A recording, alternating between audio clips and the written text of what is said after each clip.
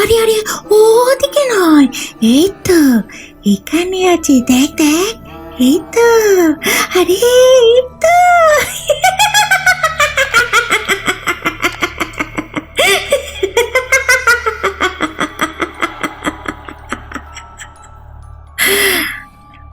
নমস্কার, আমি সুমনা।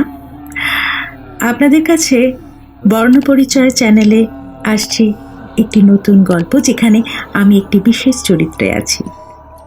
গল্পর নাম তালদির মাঠ, লেখক ধূমকেতু। একটি গা ছমছমে হাড় হিম করা ভয়ের গল্প।